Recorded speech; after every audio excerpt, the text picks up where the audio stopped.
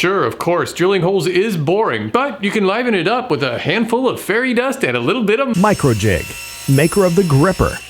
Work safer, work smarter. I think my two most often used tools are my drill and my impact driver. They are useful for woodworking, but also all kinds of home improvement and repairs around the house.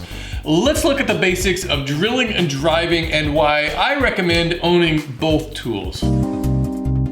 Of course, most of us are familiar with a drill. It holds a bit and you use it for drilling a hole. It has a chuck that tightens down these jaws and holds it into place. Most drills today have a keyless chuck that you can tighten without needing a chuck key. To use a keyless chuck, make sure the jaws are open wide enough to hold the bit. To open them up, just unscrew the chuck and you'll see the jaws open. Insert a bit. It doesn't need to go all the way in, just deep enough for the jaws to grab it. Then tighten the chuck by hand. I usually do this all in one motion by holding the bit and the chuck in my left hand and slowly squeezing the trigger until it's tight. Your drill will have a switch that reverses the spinning rotation, either forward or reverse. Once the bit is in place, pull the trigger. If the bit is wobbly, you don't have it in right. If you have the kind of drill that uses a chuck key, you'll stick it into a hole in the side of the chuck and just crank it down tight. My drill press uses this kind of system. By the way, I'll discuss the drill press in a future basics video. Most drills are variable speed drills. You control the speed of the motor by squeezing the trigger. The more you squeeze, the faster the bit spins. For drilling holes, I use this feature to get a hole started. If you start at a high speed, the bit might wander around until it grabs. You also need to use a slow speed to drive screws or other fasteners with a driver bit.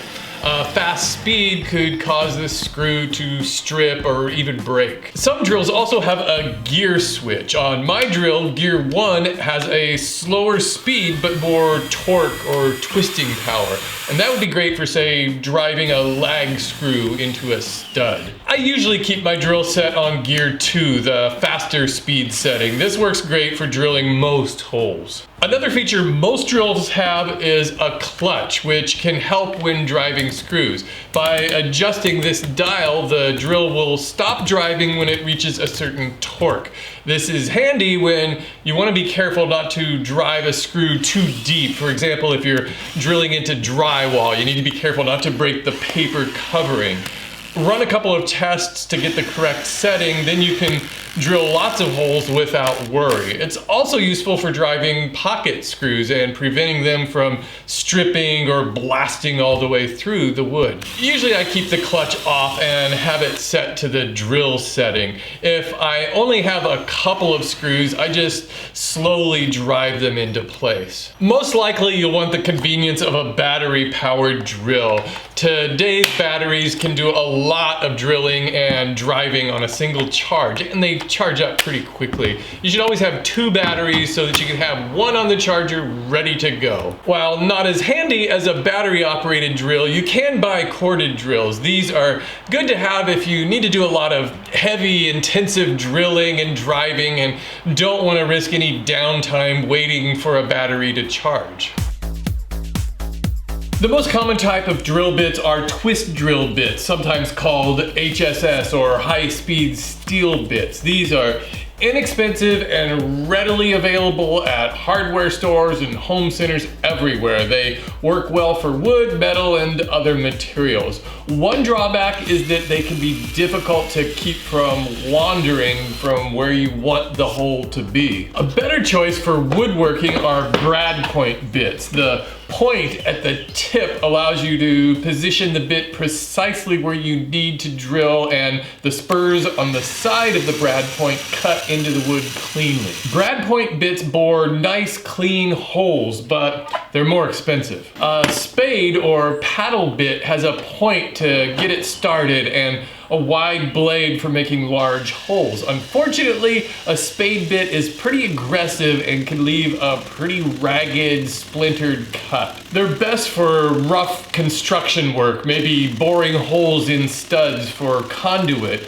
but not the best choice for woodworking. When you need to drill large, clean, flat bottom holes, a Forstner bit is the best option. It has a starter brad point and a cutter around the rim. Forstner bits require a fair amount of force to push them into wood and are usually used only on a drill press. You can use them with a handheld drill, but it can be pretty tricky. Your best bet is to clamp the board down to prevent it from spinning loose. Also, as a rule of thumb, the bigger the bit, the slower you want your drill to spin.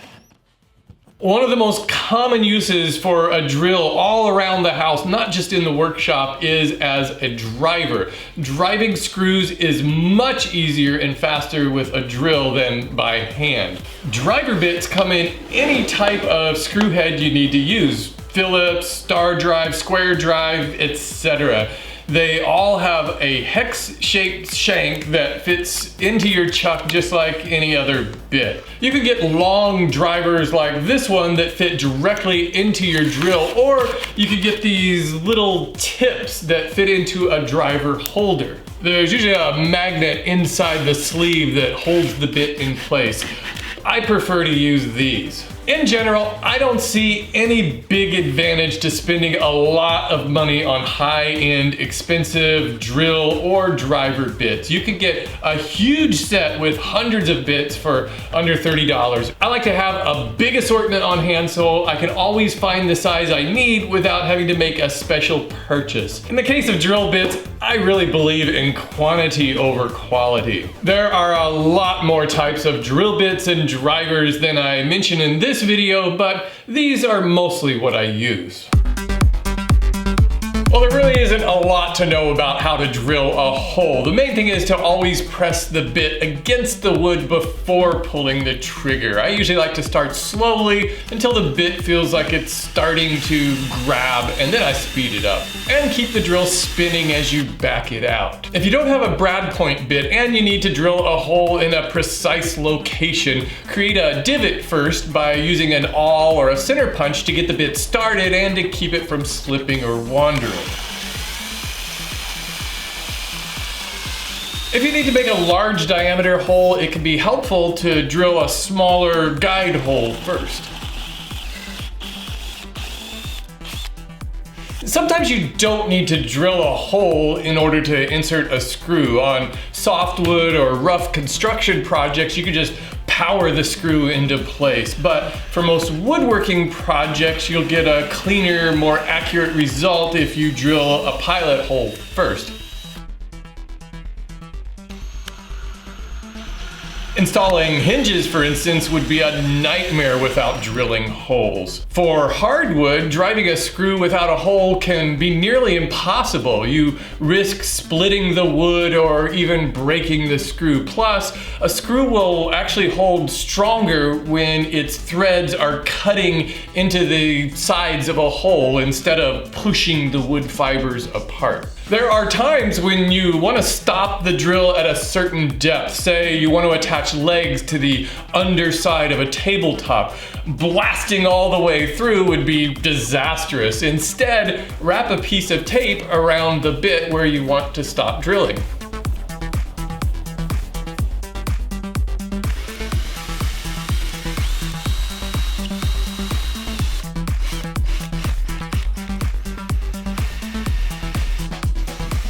Rather than fussing with the actual dimensions of the bits and screws, I just find a drill bit that is about the same diameter as the shank of the screw that I want to use.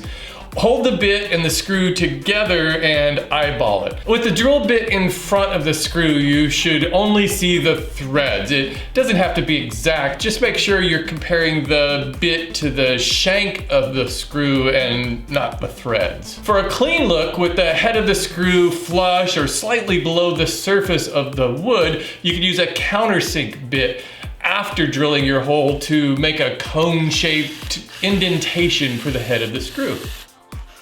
Just make sure you're using regular wood screws with a beveled head rather than a round or pan head screw. An easy way to keep the drill at a right angle to your workpiece is to screw a couple of scrap boards together and use them as a guide.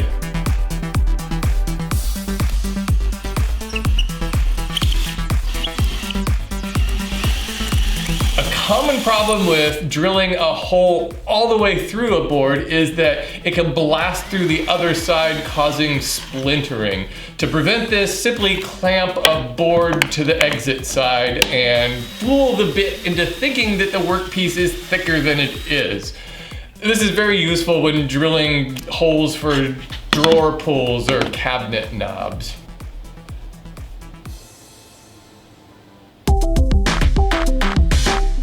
Everything I've discussed in this video can be accomplished with just a drill, and that's exactly what I used for years until I discovered the impact driver. Seriously, after using an impact driver, I can't imagine working without one. It made a big impact on my life. An impact driver is only for driving screws or bolts. You can't drill holes with it. It doesn't have a chuck with jaws like a drill, but instead has a locking quick change collet that holds standard hex shank drivers. To install a driver bit, just push forward on the collet and drop the bit in and release it. An impact driver has a variable speed trigger just like a drill, but instead of just spinning, it also delivers rapid impact blows in the direction it's spinning. This gives the tool way more torque than a drill and can drive screws into super hard wood or other materials with little effort. Use the impact driver just like a drill. When the screw gets close to being fully seated, you can slow down the driver and you'll see it slowly torquing into place. With an impact driver, the tip of the bit stays in the head of the screw and doesn't slip out the way a drill can. If you've ever used Phillips screws, you know how frustrating it can be to ruin the head of a screw and not be able to continue. An impact driver can also help remove those screws whose heads are all scronked up. Plus, it's just really handy to drill holes with a drill and then quickly switch to the impact driver to drive the screws. I highly recommend owning both a drill and an impact driver. In fact, manufacturers often sell them paired in kits. This set, complete with 2 batteries, costs about $130. Hey, I want to thank Almered for sponsoring this week's episode and take a moment to introduce you to Almered Scholar. Simply put, Almered helps students save a ton of money on their bachelor's degrees. My son, Wyatt, is in his 2nd year at UC Santa Cruz, and I can tell you personally that a university education is not cheap. So with Almered, you'll consult with an academic advisor who will help you put together a degree program and show you how you can earn a bunch of credits with less expensive online courses. The best part is that all of these courses are guaranteed to transfer into your school, so you'll still get the full college experience, the political protests, the endless hours of Smash Brothers. You can take a bunch of inexpensive online classes, then transfer into a brick and mortar university with actual smelly dorms. And taking online courses during college can save you thousands of dollars on a degree. I hope you'll check out Almered and see how it could work for you. Go to almered.com/Steve to get yourself a free degree plan and save lots of money on a degree.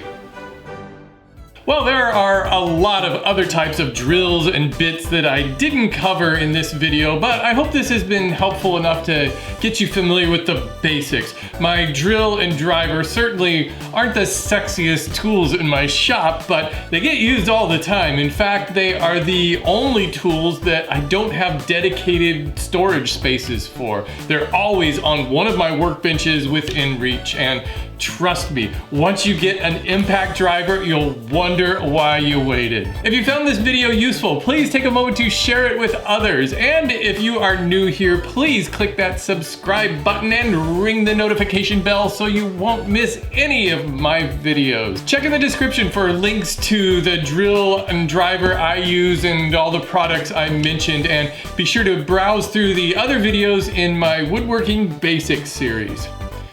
Thanks for watching, everybody.